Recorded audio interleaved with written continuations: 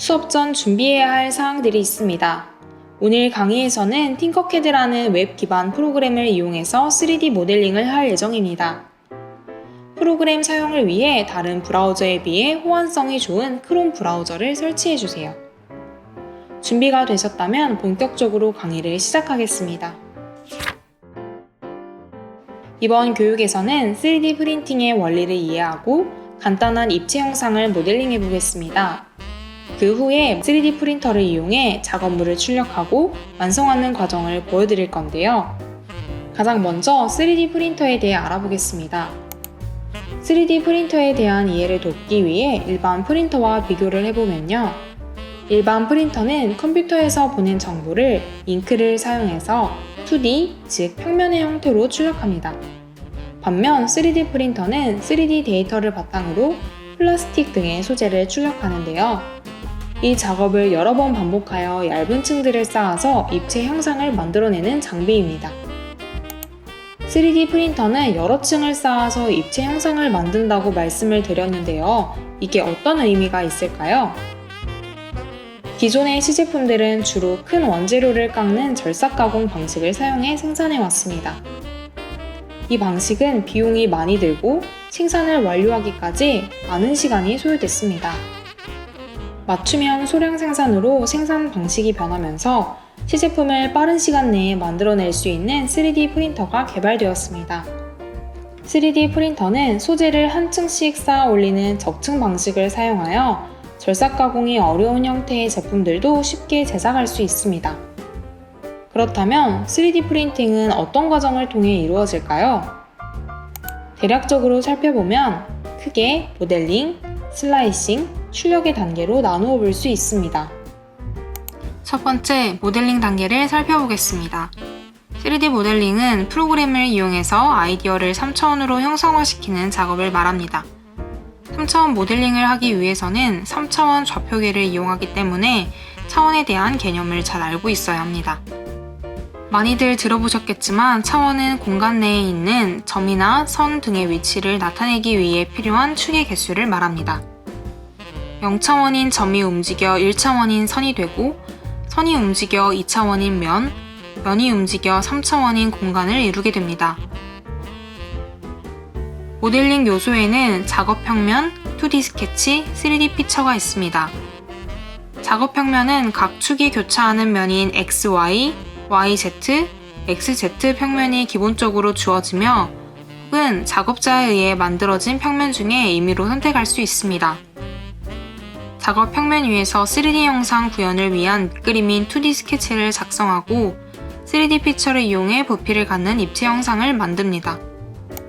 3D 형상을 모델링하는 방식에도 여러 가지가 있어서 활용 분야에 따라 다른 모델링 방식을 선택하여 사용합니다.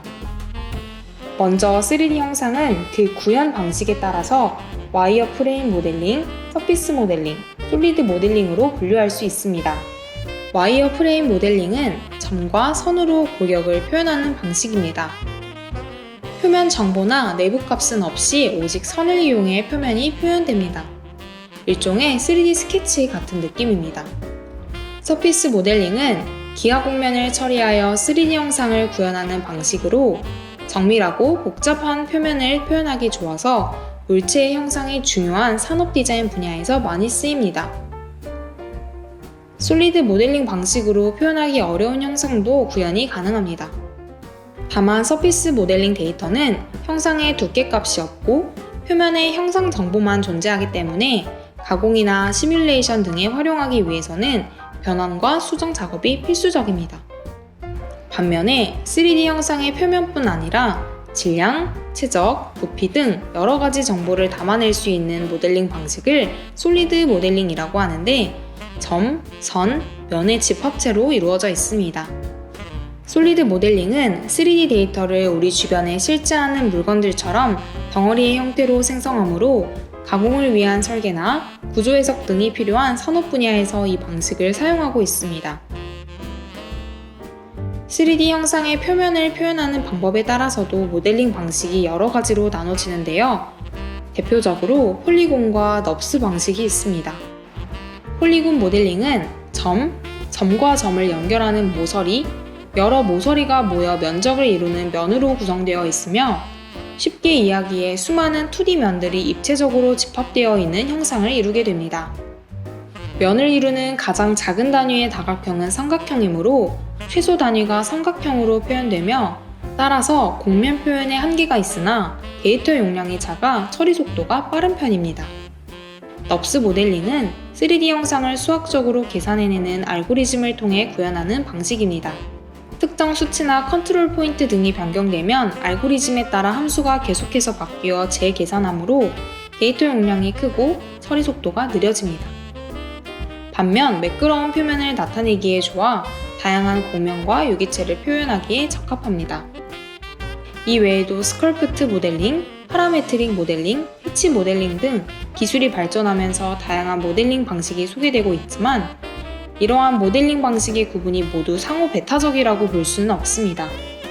상용화된 3D 그래픽 소프트웨어들도 플러그인 등을 통해 여러 방식을 복합하여 제공하기도 하므로 사용자가 각 목적에 맞는 방식을 채택하여 모델링 데이터를 형성할 수 있습니다.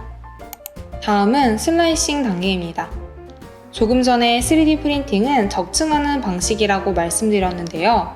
3D 프린터가 한 층 한 층 적층하기 위해서는 3차원으로 모델링했던 개체를 2차원의 단면 데이터로 변환해줘야 합니다. 슬라이서 프로그램으로 이 작업을 수행하는데요. 3D 모델링 데이터를 불러와서 개체의 크기 조절, 이동, 복사 등의 작업을 할 수 있습니다. 여러 관점에서 개체를 살펴보며 출력하기에 적절하지 않은 부분이 있는지 확인하고 적층 과정을 시뮬레이션하여 총 몇 개의 층으로 구성되는지도 볼 수 있습니다. 이렇게 개체를 분석하는 과정을 통해 출력물의 품질을 향상시킬 수 있기 때문에 매우 중요한 단계입니다. 이 과정이 끝나면 체험 정도나 출력 속도, 지지대의 종류 등 출력 환경 옵션 값을 설정하고 G코드 파일로 변환하여 저장합니다.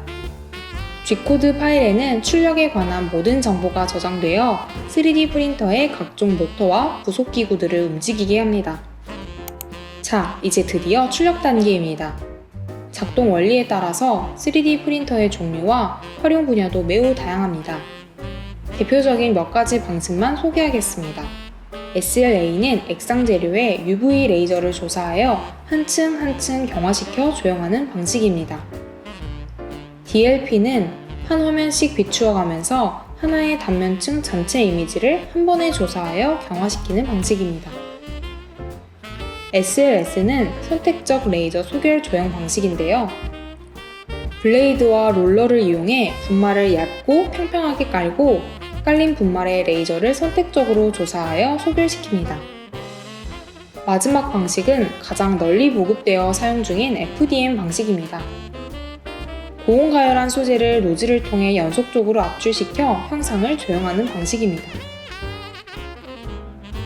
앞으로 실습을 해볼 3D 프린터도 가장 많이 사용되고 있는 FDM 방식의 프린터이기 때문에 조금 더 자세히 알아보겠습니다. 출력 부분의 내부 구조를 살펴보면 이렇습니다. 3D 프린터의 소재가 되는 필라멘트가 모터에 의해 노즐에 공급됩니다. 노즐에서는 190도에서 220도 정도의 온도로 필라멘트를 녹여서 G코드 값에 따라 한 층씩 적층합니다.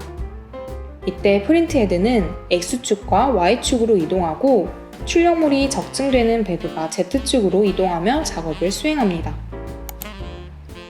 이번엔 FDM 방식 프린터의 소재로 쓰이는 필라멘트에 대해 이야기해 보겠습니다. PLA는 FDM 방식 프린터에서 가장 많이 쓰이는 소재입니다. 옥수수 전분에서 추출한 원료로 만든 친환경 수지로 환경 호르몬이나 중금속 등의 유해 물질이 검출되지 않는 소재입니다. 수축 현상이나 균열이 적으며 녹는 온도점이 균일하여 비교적 큰 사이즈 출력물에도 적합합니다.